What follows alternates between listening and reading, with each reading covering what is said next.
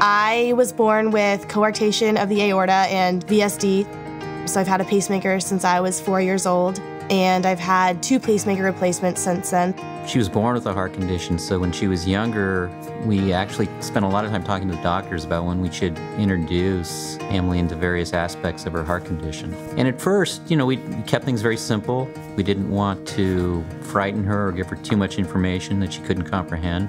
But, there's always a balance, and it's a question, I think, of trying to figure out what's best for your child, knowing their personalities. As a child gets older and more mature, they take a little more ownership. It's hard when you're younger to talk about surgeries.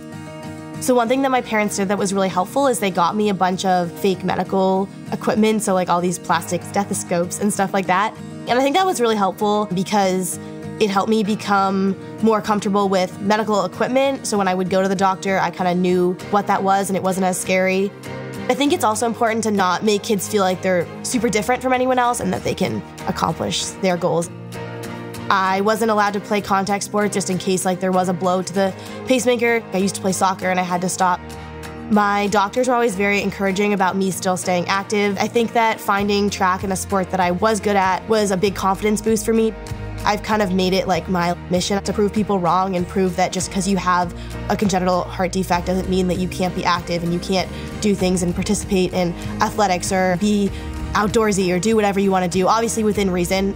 The kind of revelation for me has been that despite having, a fairly serious heart ailment, Emily's led just a very fulfilling life.